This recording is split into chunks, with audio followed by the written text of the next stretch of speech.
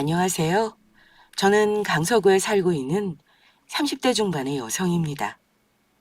남들과 비슷한 시기에 결혼하고 그 다음에 아기를 낳고 그리 특별할 것도 없고 나름 행복하게 잘 살고 있다고 이만하면 괜찮은 삶 아니냐며 스스로 자부하고 살았습니다. 하지만 최근에 충격적인 많은 일들을 겪고 인생의 전환점까지 맞이하게 되어서 정말 사람 앞날은 한 치 앞도 예상할 수 없다는 걸 깨달았습니다. 부부 금슬이 나쁘다고 생각한 적은 없었고, 그동안에는 여러 지인들이 내 남편 정도면 다정하지라고 둘러 칭찬하면 내 속을 모르고 하는 소리라는 식으로 얘기하고 대충 넘기기도 했지만 남편에 대한 불만은 딱히 없었습니다. 결혼 전부터 성실한 남자였고, 결혼 후에 아이가 태어나게 되면서는 가장으로서의 책임감을 더 많이 느꼈는지 회사 생활도 성실히 했었거든요. 술, 담배를 안 할 뿐더러 회식이나 술자리, 하다못해 친구들 만나는 것도 안 좋아하는 가정적인 스타일이라 주말이면 아이를 데리고 동물원이나 키즈 카페, 놀이공원도 많이 다녔습니다. 매일 웃을 일만 있었던 저희 가정이 흔들리게 된 것은 남편이 친한 친구의 소개로 주식을 접하게 되면서였습니다. 주식은 공부하지 않고 그냥 덤벼드는 건 아니라 생각한다며 만약 진짜 하고 싶으면 적은 금액으로 투자를 하는 게 어떻겠냐는 제 조언에도 남편은 이 주식이 근래에 얼마나 올랐는지 아냐며 사람들이 다 아무것도 몰라서 주식을 안 하는 것뿐 자신이 있다고 계속해서 저를 설득했습니다. 결국 남편은 모아둔 돈을 모두 주식에 쏟아부었고 1년도 채 되지 않아 그 돈의 반을 잃고 말았습니다. 돈을 잃으면 정신을 차릴 줄 알았지만 남편은 그렇지 못했습니다. 물론 그 뒤로 주식에 대해 손을 떼긴 했지만 남들처럼 꾸준히 회사만 다녀서는 큰돈을 평생 만져보지 못할 거라며 사업을 시작한다고 하더군요. 성실히 다니던 직장을 그만두고 퇴직금으로 사업에 손을 대기 시작하면서 저희의 관계도 금이 가기 시작했습니다. 다들 말이 쉬운 거지. 사업이 그렇게 쉬운 거면 너도 나도 하게? 생각 접고 다시 취직하자. 여보는 뭐든 할 수 있어. 넌 왜 이렇게 날 안 믿어줘? 하나밖에 없는 남편이 집안에 보탬되려고 뭐라도 해보려고 하면 그냥 응원해줘야 하는 거 아니야? 당신 진짜 너무하다. 그렇게 좋은 아이템이 있으면 본인이 할 것이지 왜 당신 보고 투자하라고 해. 그게 이상한 거야. 넌 그렇게 사람 의심부터 하고 보면 좋냐? 하여간 꽉 막혀서는. 내가 예민한 게 아니야. 퇴직금이 한두 푼이야? 그거 온전히 다 갖다 쓰고도 혹시 안 되면 그땐 어떡할 건데? 나중에 후회하지 말잔 소리야. 무조건 성공한다는 보장이 있는 것도 아니니까 신중하잔 소리지. 그게 날 못 믿는 거잖아. 그저 실패할 생각만 하면 사업을 어떻게 시작하겠어? 이렇게 고민하는 사이에 다른 사람들은 다 투자해서 전부 다 대박 치고 있어. 나만 넋놓고 있는 거라고 바보처럼. 당신을 믿지만 최근에 주식 일도 있고 하니까 좀 더 생각 많이 해보고 결정하자는 거지. 됐어. 이미 100번도 더 생각한 아이템이야. 이번 기회 놓치면 다시 기회 안 올 수도 있어. 남편은 막무가내였습니다. 분명 친한 지인의 얘기를 듣고 지난번처럼 홀라당 넘어간 게 확실했어요. 그럼에도 본인이 많이 연구하고 시작하기로 한 거기 때문에 절대 그만둘 수 없다고 했습니다. 더 이상 말이 통하지 않았죠. 돈 관리도 남편이 하는 상황에서 제가 뭘 더 할 수 있겠어요? 그저 남편의 사업이 잘 되기만을 바랄 뿐이었습니다. 그러던 어느 날이었어요. 갑자기 제게 청천벽력 같은 일이 일어나고 말았습니다. 그날은 새벽부터 비가 많이 왔어요. 내리는 비 때문에 시야 확보가 잘 되지 않을 정도로 퍼버대더라고요. 아침에 아이 학교 등교시키고 돌아오며 집을 나서는 남편에게 오늘 비가 많이 오니 운전 각별히 조심하라고 말하고 또 말했습니다. 남편은 잔소리 좀 적당히 하라면서 화를 내고 나갔어요. 이제는 걱정하는 제 말들도 다 비꼬아 생각하는 남편이었죠. 남편과 아이가 먹은 아침 밥상을 설거지하고 청소기를 돌리는데 천둥번개가 막 치더라고요. 하늘이 껌껌했습니다. 내심 계속 마음이 찝찝했고요. 하지만 제 찝찝한 마음은 남편 때문이 아니었어요. 한 통의 전화가 걸려왔습니다. 그리고 그 한 통의 전화가 저를 송두리째 흔들었습니다. 모르는 번호를 보며 저는 왠지 모르게 불길한 예감에 전화를 받았습니다. 혹시 신영수 씨 가족 되시나요? 네, 저희 엄마예요. 무슨 일 때문에 그러신가요? 제 물음에 상대편이 잠시 주저하더니 이내 빨리 병원으로 오시는 게 좋을 것 같다고 하더라고요. 엄마가 집 앞 횡단보도를 건너다 빗길에 미끄러진 차에 치였다고 지금 상태가 위독하니 빨리 병원으로 오라는 전화였어요. 순간 머리가 멍해졌습니다. 손발이 떨리고 심장이 진정되지 않았죠. 그대로 밖으로 뛰어나간 저는 미친 사람처럼 택시를 잡아 세웠습니다. 내리는 빗물에 제 눈물인지 비인지 분간이 되지 않을 정도였어요.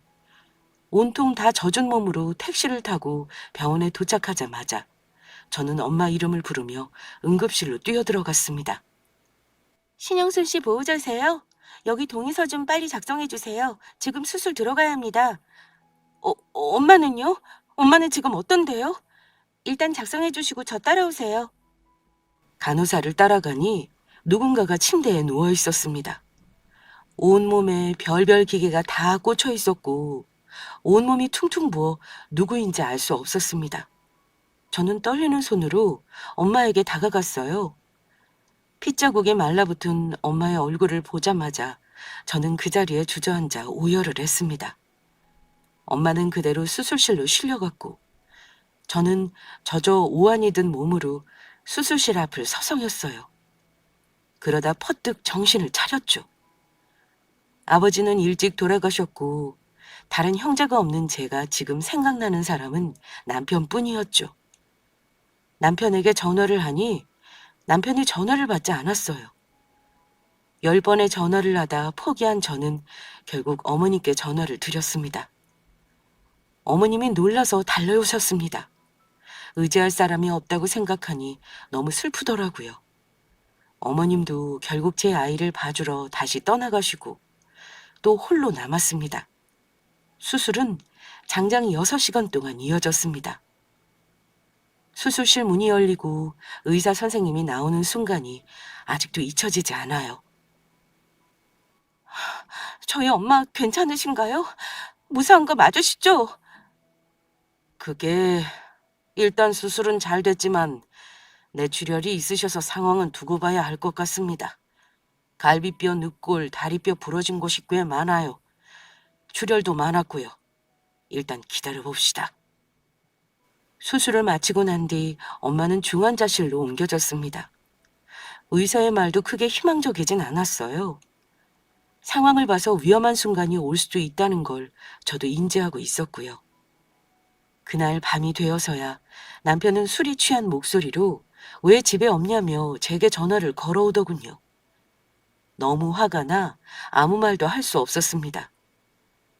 엄마가 다쳤다는 얘기를 듣고 다음날 잠깐 병원에 들른 남편은 형편없는 몰골의 저를 보고는 자기가 잠시 있을 테니 집에 가서 씻고 오라고 하더군요.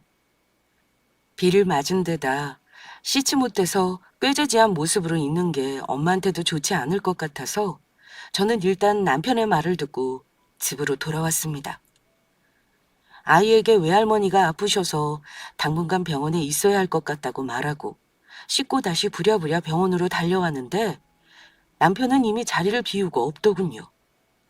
기가 막혔습니다. 2시간 정도도 참지 못하고 어디론가 간 남편. 원망스러웠지만 싸울 힘이 없었죠. 그렇게 전 엄마를 지키기로 마음먹었습니다.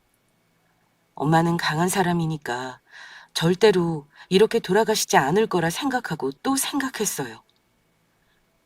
제가 중학교 때 암으로 아빠가 돌아가시고 엄마는 저를 키우기 위해 갖은 고생을 다 하셨습니다. 안 해보신 일이 없을 정도였죠. 어렸던 저는 아침에 일어날 때도 하교할 때도 늘 불 꺼진 집을 마주하는 게 싫었던 기억이 있습니다. 철없던 시절이었어요. 이제는 엄마가 얼마나 고생을 하셨는지 잘 알고 있기 때문에 시간이 날 때면 늘 엄마한테 찾아가서 맛있는 것도 같이 먹고 같이 영화도 보고 하며 예전에 하지 못했던 경험들을 많이 누렸습니다. 그런데 갑자기 이런 일이 일어나다니요. 정신이 반쯤 나간 상태로 창문 밖을 바라보며 하염없이 눈물만 흘렸습니다. 중환자실은 면회 시간이 정해져 있어서 엄마를 볼 수 있는 시간은 몇 분밖에 되지 않았어요. 계속 잠이 들어 계신 건지 말도 쉼 눈만 감고 계신 모습을 보니 너무나 절망적이었습니다. 가끔 의식을 차리실 때면 고통에 찬 신음만 하실 뿐이었죠. 시간이 얼마나 지났는지 모르게 며칠이 지났습니다.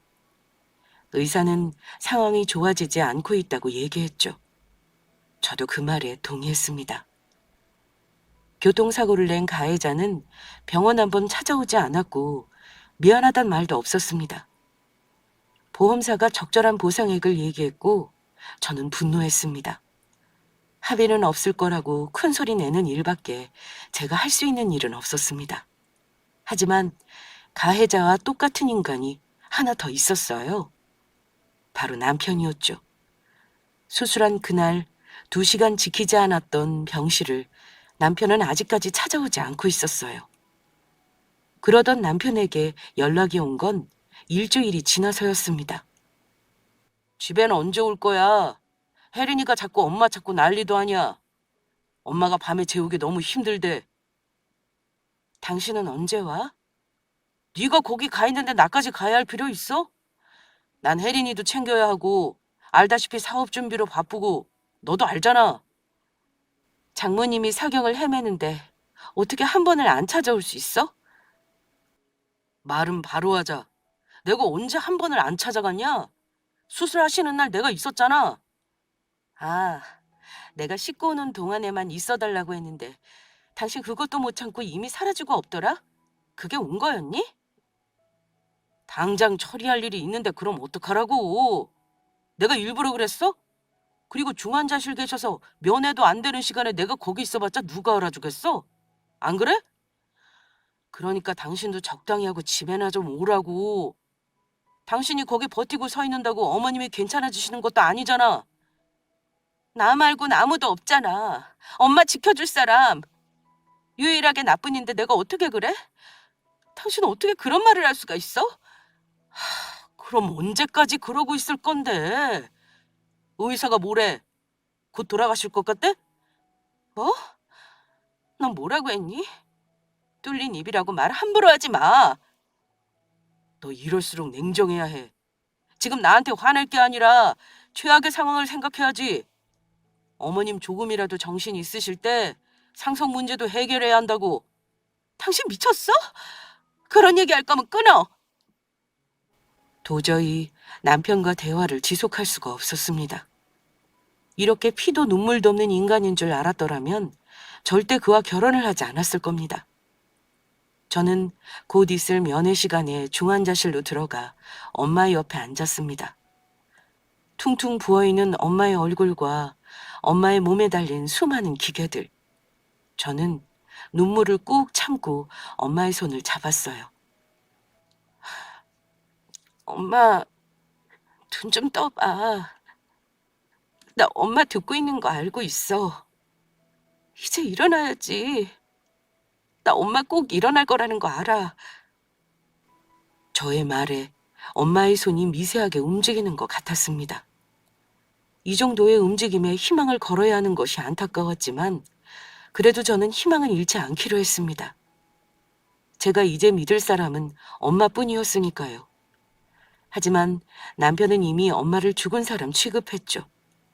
그날 이후로도 계속 전화를 해서 오늘은 상태가 어떠시냐고 물어오는데 그게 언제 돌아가시냐로 들렸습니다. 결국 남편이 건드려선 안 되는 것까지 건드렸죠. 잠시 짬을 내어 집으로 가 오랜만에 아이도 보고 고생하시는 어머님께 감사하다고 하고 밥 차려드리고 반찬도 잔뜩 해서 넣어놓고 다시 돌아오는 길이었어요. 집으로 들어오는 남편과 마주쳤습니다. 남편이 제게 잠깐 얘기를 하자고 하더라고요.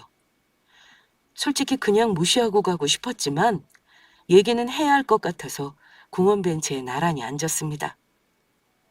장모님은 좀 어떠셔? 그렇게 궁금하면 직접 찾아와서 얼굴이나 한번 뵙지 그래? 너도 알잖아. 나 눈코 뜰 새 없이 바쁜 거. 오늘도 간만에 집에 들른 거다. 그래? 은지가 어제도 자기 술집에 있는 거 봤다던데? 술 먹고 노느라 바쁜가 봐? 사업하다 보면 술은 기본이지. 술 안 먹고 사업이 되는 줄 알아? 그래, 몸 아프신 장모님 얼굴 보러 올 시간은 없어도 술 마실 시간은 나만 하나 보지. 그런 거 아니라고 했잖아. 남편이 머리를 벅벅 긁었습니다. 진짜 꼴도 보기 싫더군요. 엄마가 건강해지시기만을 한다면 이런 인간과 당장이라도 등을 쥐고 싶었습니다. 남아있는 정이라곤 하나도 없는 이 인간하고는 잠시라도 얼굴을 마주보기가 싫더라고요. 그대로 자리에서 일어나려고 하니 남편이 저를 붙잡았습니다. 아직 할 얘기가 남았다고 잠시 앉으라고 하더라고요. 곧 엄마 면회 시간이 다가오는 저로서는 초조했습니다. 할 말 있으면 빨리 해. 그래, 알았다. 언제 내가 시간 내서 장모님 병원 찾아갈게. 그러니까 그렇게 까칠하게 굴지 말고 내 말 좀 들어봐. 장모님 지금 상황이 안 좋다며. 병원에 전화해서 물어보니 회복되실 가능성이 적다고 하시는데 혹시 장모님 돌아가시면 말이야. 장모님 살고 계시는 아파트 처분을 해야 하잖아. 당신 그때 되면 당장 혼란스럽고 정신없을 테니까 그 아파트는 내가 처분해서 사업자금으로 좀 쓰면 안 될까? 지금 제정신이야? 아직 우리 엄마 돌아가시지도 않았고 그럴 일도 없어. 근데 뭐? 사업자금? 그딴 소리 할 거면 나 일어날게. 아, 그러지 말고 내 말 좀 들어봐. 진짜 괜찮은 아이템이라니까. 이게 자본이 꽤 필요해서 그래. 내가 오죽하면 이런 소리를 하겠어. 어이가 없네. 이거 나 냉정하게 생각해야지. 장모님 돌아가시고 나면 안 살 거야? 따라 죽을 것도 아니잖아. 우리 세 식구 잘 살자고 하는 얘긴데 왜 이렇게 예민하게 반응해? 예민? 사람 죽으면 예민하지 않을 사람이 도대체 어디 있니? 나 더 이상 당신이랑 얘기하고 싶지 않으니까 붙잡지 마. 저는 너무 화가 나 남편을 뿌리치고 병원에 돌아와 엉엉 울었습니다. 벌써부터 죽음 이유에 대해 논하는 남편한테 환멸이 일었고요. 그가 괴물로 느껴졌습니다. 살을 맞대고 살아온 세월이 몇 년인데 어떻게 그럴 수 있을까요? 저를 아내로 생각하기나 한 걸까요? 저를 아내로서 사랑한다면 저희 엄마의 아픔도 저만큼은 아니라도 조금이나마 공감해야 하는 게 아닌가요? 어떻게 아파트 값을 논하며 상속 얘기를 먼저 꺼낼 수 있는 건지 이해가 되질 않았습니다. 그렇게 면회 시간이 되어 엄마에게 간 저는 엄마 손을 붙잡고 고개를 떨궜습니다. 엄마, 눈 좀 떠봐. 엄마의 손을 꼭 잡고 엄마의 손에 얼굴을 묻고 참았던 눈물을 기어코 터뜨리고 말았습니다. 엄마 앞에선 절대로 울지 않으려고 했는데 결국 무너지고 말았던 거죠. 그렇게 펑펑 울다 보니 평소보다 엄마가 다르다는 걸 깨달았습니다. 늘 퉁퉁 부어있던 손이 조금 얇아진 것 같기도 했고요. 얼른 눈물을 닦고 엄마 얼굴을 보았습니다. 엄마가 가만히 눈을 뜨고 절 보고 계시더라고요. 엄마, 엄마 나 보여? 나 누군지 알아보겠어? 저는 엄마와 눈을 맞추며 큰 소리로 말했습니다. 그러자 엄마가 제게 눈 맞춤을 해주는 게 아니겠어요? 너무 기쁜 나머지 그대로 의사 선생님한테 달려가 엄마 상태 좀 체크해달라고 얘기했던 기억이 납니다. 그리고 그날 이후로 엄마는 기적적으로 조금씩 호전을 보이기 시작했습니다. 손을 움직이고 눈을 뜨고 눈을 깜빡이고 붓기가 가득 찼던 얼굴도 점점 가라앉기 시작했습니다. 의사 선생님도 이 정도로 빠른 회복을 보일 거라곤 생각하지 못했다며 매우 놀라워하셨어요. 제 간절한 바람이 닿았던 걸까요? 저는 매일이 행복했습니다. 엄마가 곧 중환자실에서 일반 병실로 옮길 수 있을 수도 있다는 가장 긍정적이고도 기쁜 소식을 들은 저는 그대로 집으로 와서 이 얘기를 가족들한테 하려고 했습니다. 그간 종종 들려 청소며 집안일을 해놓고 아이도 보고 나가긴 했는데 오늘따라 집이 더 엉망이더라고요. 아이는 혼자서 TV를 보며 놀고 있었고 어머님은 방 안에서 잠들어 계셨어요. 대충 집을 치우고 아이 밥을 해서 먹이고 있는데 어머님이 일어나셨습니다. 많이 피곤하시죠? 고생하셨어요. 난들 뭔 수가 있냐. 나도 솔직히 도망가고 싶은 심정이다. 벌써 한 달 아니니? 난 대충 일주일만 봐주면 되는 줄 알았지. 죄송해요, 어머님. 많이 힘드시죠? 제가 친구한테 부탁해서 혜린이 봐달라고 했어요. 그러니까 내일까지만 봐주시면 될 것 같아요. 됐다. 너도 적당히 좀 해라.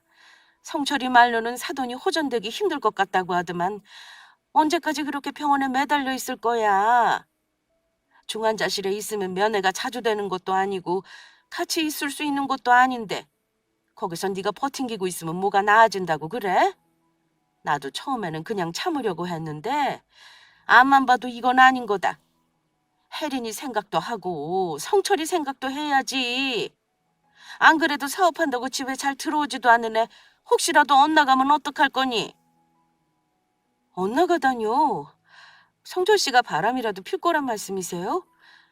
꼭 바람이 난다는 게 아니라 집에 마누라가 없으니 딴 마음 품을 수도 있다는 거지. 원래 여자가 잘해야 집안이 바로 서는 거야. 엄마가 아프셔서 사경을 헤매요. 와이프가 정신을 못 차리고 있는데 사위란 사람이 바람을 핀다는 게 상식적으로 가능한 얘긴가요? 얘는 또 뭘 말을 그렇게 하니? 내 말은 그럴 수도 있다 이거지 뭐. 어머님이 무슨 염려를 하시는지 저도 잘 알고 있어요. 그래서 집에 자주 들어와서 혜린이도 살피고 남편도 보려고 하는데 올 때마다 집에 없네요. 걔가 워낙 바쁘니까 그렇지. 그리고 너도 성철이 말 들어봤니? 성철이가 사업하는데 영 힘이 없나 보더라. 남자가 돈이 있어야 어디서든 떵떵거릴 수 있는데 애가 돈이 없으니 어깨가 쭉 처져서는 다니는 게 보기에도 안 좋고 마음도 안 좋아. 혹시 너한테 성철이가 별말 안 하디? 엄마가 돌아가시거든 아파트 처분해서 사업자금에 보탠다는 말인가요? 어머나, 했네. 그래, 알고 있으면 됐다. 그 얘기에 너무 기분 상해하지 말고 사람이 현실적이 되어야 한다. 사업 시작하니까 성철이도 감정에 휩쓸리지 않으려고 마인드 컨트롤을 잘하고 있더라. 그러니까 너도 현실적으로 잘 생각해봐. 생각하고 말 것도 없어요. 저희 엄마 돌아가시지 않을 거니까요. 아유, 이렇게 말이 안 통한다니까. 됐다. 하여간 난 이만 가련다. 계속 이 집구석에 있다간 병나겠어.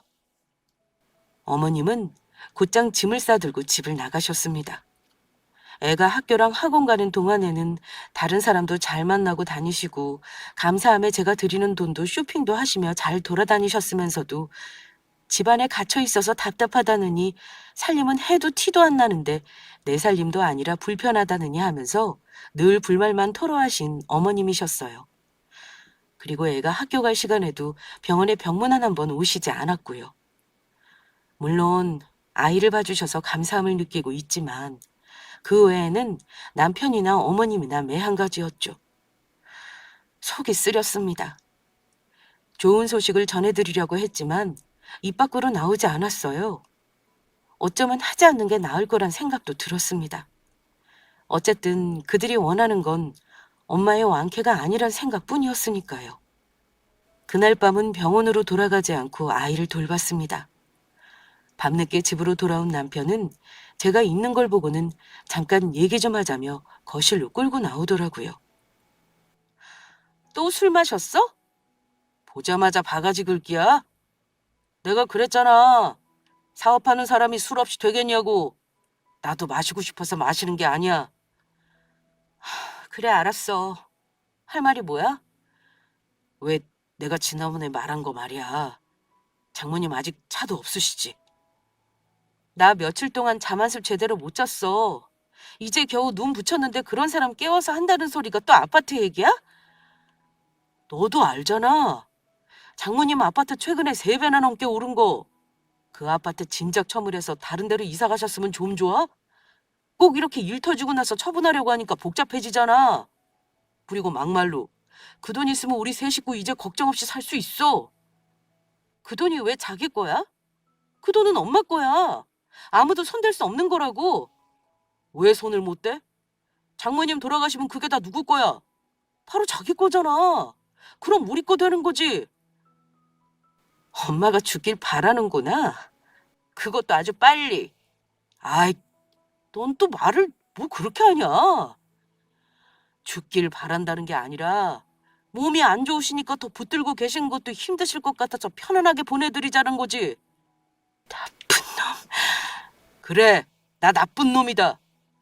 우리 식구 떵떵거리게 살 수 있다면 뭐든 할 수 있어. 그래도 내가 나쁜 놈이야? 당신이랑 더 이상 얘기하기 싫어. 그리고 그 얘긴 다시 안 꺼내줬으면 좋겠어. 진짜 말 안 통하네. 내일 친구네 집에 혜린이 보낼 거야.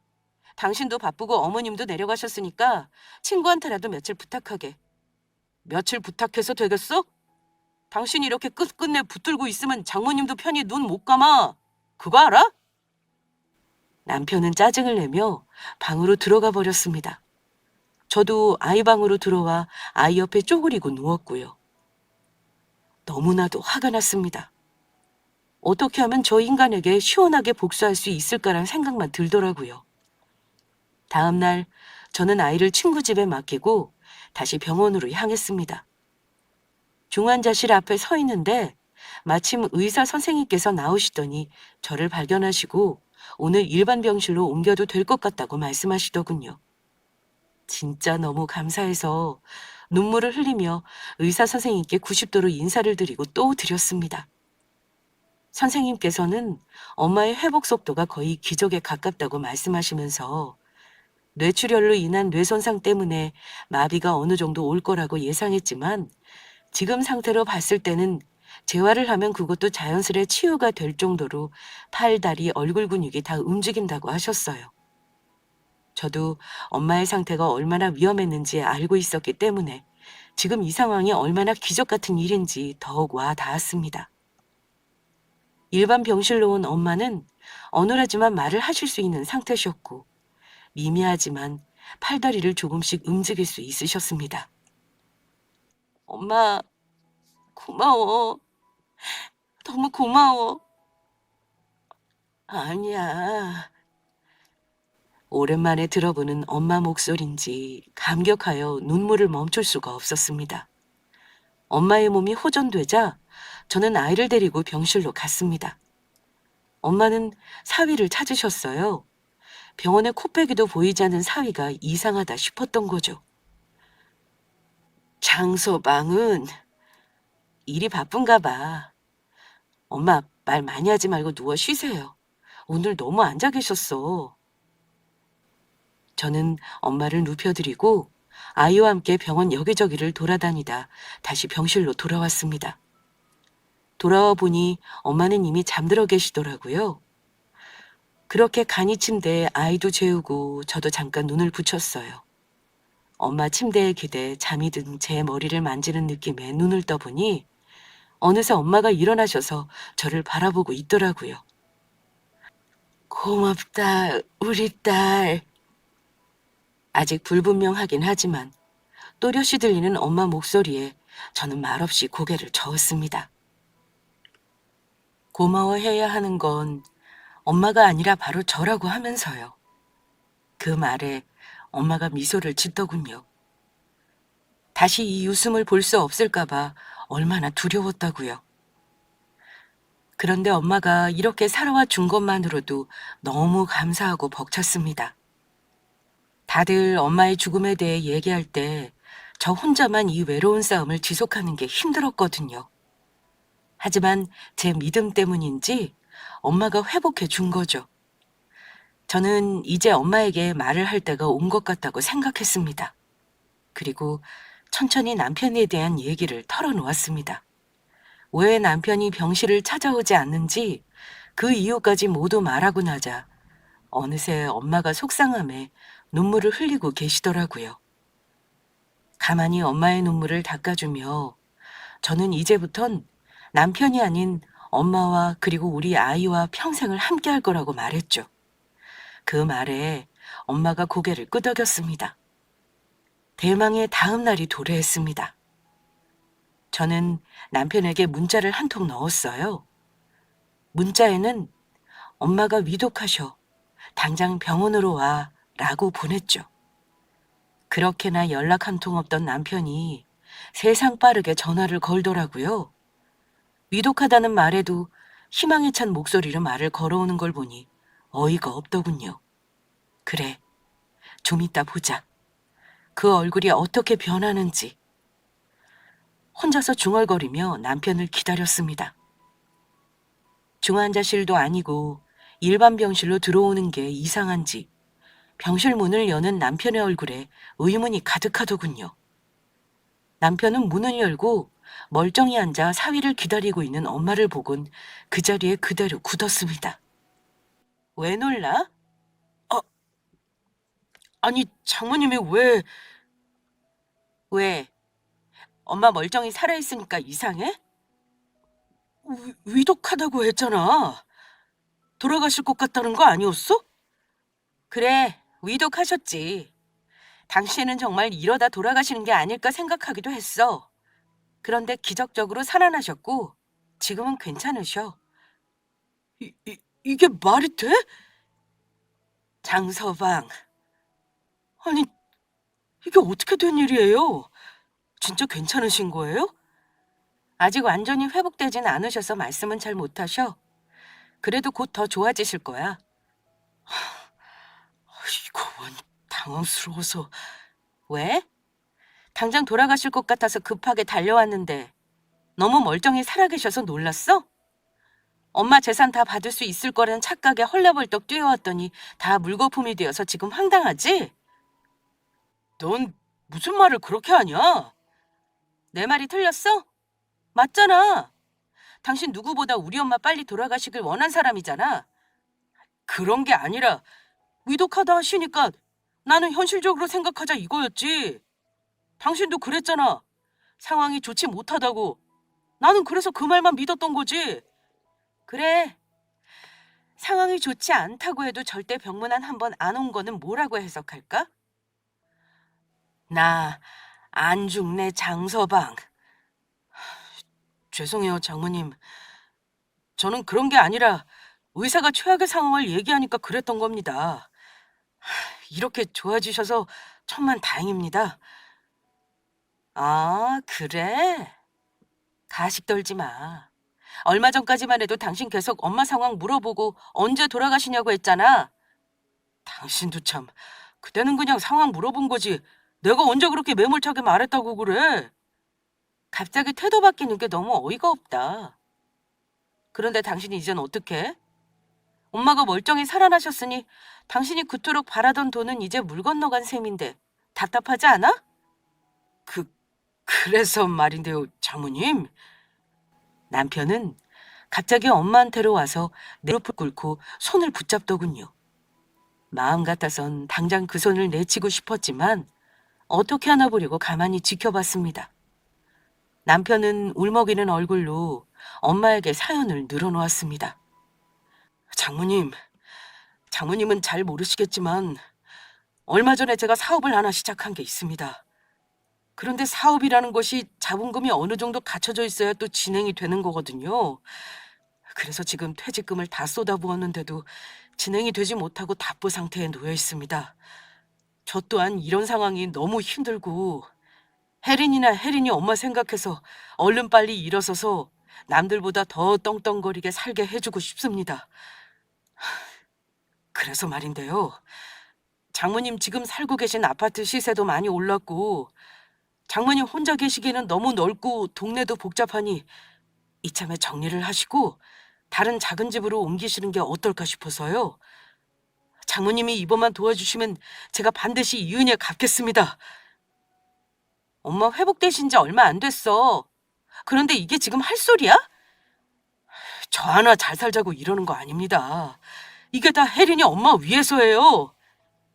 행복하지 않은 것 같네. 네? 그게 무슨 말씀이세요? 우리 승희가 행복하지 않은 것 같다고. 그래, 이참에 얘기할게. 나 당신이랑 이혼할 거야. 그러니까 아파트 상속받을 생각 꿈도 꾸지 마. 그게 무슨 소리야? 이혼이라니. 나랑 그렇게 줄기차게 싸우면서도 예상 못했어? 내가 당신한테 갖고 있던 정 다 떨어진 거? 당신은 이제 나한테 남보다도 못한 인간이야. 그러니까 당장 나가. 이 말 해주려고 부른 거야. 너 미쳤어? 갑자기 우리가 이혼을 왜 해? 뭐 때문에? 그걸 몰라서 물어? 하지 말라는 사업 혼자서 시작한 거. 그래, 그것까진 그럴 수 있다 싶었어. 그런데 엄마가 사고당해서 생사를 오가는데도 당신은 사업에 미쳐서 그것밖에 눈에 들어오질 않았지. 내가 다른 사람들한테 당신 얘기를 한두 번 들은 것 같아? 매번 술에 취해서 여자 끼고 술 마시는 거 봤다는 사람도 한둘이 아니야. 그것도 사업 때문이라고 변명할 테지? 그치? 그러니까 내가 당신한테 정이 떨어진 거야. 아니, 내가 일부러 안 왔어? 나 바빠서 못 왔어. 그렇다고 내가 마음이 없었던 건 아니잖아. 그리고 술자리에 여자 있는 줄도 몰랐다 난. 변명하지 마. 엄마 병원이 집에서 2억 마일리 떨어진 곳도 아니고 차 타고 30분이면 오는 곳인데 당신은 단 한 번도 오질 않았어.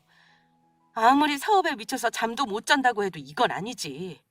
할 수 있는데 안 한 거잖아. 그런 거 아니야, 승희야. 일부러 그런 건 아니라니까? 장모님도 아시잖아요. 제가 얼마나 장모님이랑 승희 끔찍히 아끼는지.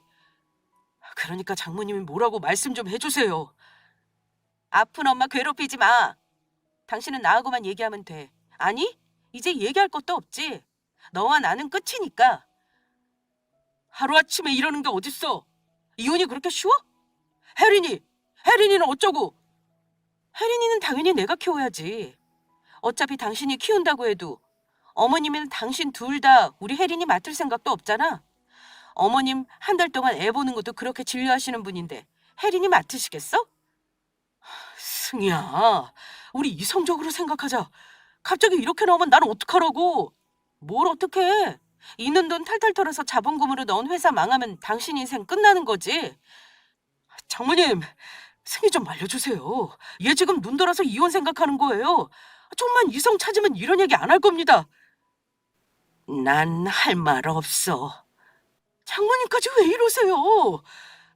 정말, 승희야, 나 너 없이 어떻게 살라고 이래? 너 없으면 당장 나보고 어떡하라고? 그래, 유일한 돈줄이 사라진다고 하니까 지금 절박하겠지. 그 절박함 속에서 한번 헤엄쳐봐. 불과 한 달 전에 내 마음이 어땠는지 조금은 이해할 테니까. 승희야, 제발 이러지 마. 어? 나 진짜 퇴직금도 다 갖다 붓고도 지금 자금 부족해서 완전 발 묶인 상태란 말이야. 제발 나 한 번만 도와주라. 장모님이 나 한 번만 도와주면 나 이번 사업 성공시킬 수 있어. 진짜야. 나 한 번만 믿어줘. 당신은 내 인생에서 가장 최악인 남자야. 그거 알아? 얼른 나가. 사람 불러 쫓아내기 전에. 승희야, 부탁이야. 이대로 가면 나 죽어. 나 진짜 죽는다니까? 죽을 용기 있으면 그렇게 해. 내가 그런다고 눈 하나 깜빡할 것 같아? 승희야! 그렇게 남편은 병실에서 한참을 버틴기다 결국 쫓겨났습니다. 속이 시원하더군요. 엄마는 나아지시고 지긋지긋한 남편과는 완전히 끝내게 됐으니까요. 그것도 늘 제게 큰소리 떵떵 치던 남편이 제 앞에서 무릎 꿇고 비는 꼴을 보니까 묵은 채증이 내려가는 기분이었고요. 지금은 남편과 완전히 이혼을 한 상태입니다. 엄마는 얼마 전에 드디어 퇴원을 하셨습니다. 저는 원치 않았지만 엄마는 아파트를 팔고 다른 작은 아파트로 우리 세 식구 이사를 가자고 제안하셨습니다. 그래서 좋은 값으로 아파트를 매매하고 지금 제가 살고 있는 동네의 다른 아파트로 이사를 오게 되었어요. 운동 치료와 더불어 언어 치료까지 병행한 덕에 엄마의 발음은 이제 전처럼 거의 돌아오셨습니다. 그 모든 게 엄마의 노력 덕분이라고 생각합니다. 휠체어를 타시던 엄마가 어느새 보조기구 하나로 걸으실 수 있게 되면서부터 저희의 나들이가 부쩍 많아졌습니다. 근래에는 근교로 아이와 함께 셋이서 산책을 자주 나가곤 했답니다. 저희 동네에 호수를 끼고 있는 공원이 있어 산책하기에 아주 제격이거든요. 남편은 어떻게 됐냐고요? 마주치고 싶진 않지만 아직 동네에 사는 관계로 남편의 모습을 심심찮게 볼 수 있을 뿐더러 다른 사람들에게 들어 알고 있습니다. 남편의 사업은 완전히 망했습니다. 사실 사업이라고 할 것도 없습니다. 남편 지인이 남편의 퇴직금을 노리고 접근한 사기에 말려든 것이니까요. 그렇게 좋은 사업 아이템이 있으면 본인이 할 것이지 왜 남편 보고 하라고 하겠어요? 애초부터 사기 냄새가 풀풀 풍기는 투자였지만 남편만 몰랐을 뿐입니다. 지금은 어느 중소기업에서 취직해서 일하고 있다고 하더군요. 저와 재산 분할을 하고 위자료를 지급하느라 집도 팔고 지금은 허름한 빌라에 어머님과 단둘이 살고 있다고 하던데 그렇게 한탕주의에 취해서 살더니 아직도 일한 천금에 꿈을 버리지 못하고 복권방에 붙어 살다시피 한다더군요. 사람 고쳐 쓰는 거 아니라고 하더니 진짜 그 말이 딱입니다. 저는 엄마와 그리고 제 딸과 함께 매일매일 즐겁게 생활하고 있습니다. 얼마 전에 바리스타 자격증을 취득하고 동네 작은 카페를 하나 열었습니다. 오며 가며 사람들 사는 얘기도 듣고 커피 냄새와 함께 하루를 시작하는 게 매우 즐겁습니다. 그리고 커피 좋아하시는 저희 엄마 동네 사랑방 하나 만들어드린 것 같아서 더 좋고요. 앞으로도 이렇게 새 식구 알콩달콩 행복하게 잘 살아보겠습니다. 그럼 긴 사연 들어주신 분들 너무 감사하며 여러분들의 삶에도 늘 행복만 가득하길 바랍니다.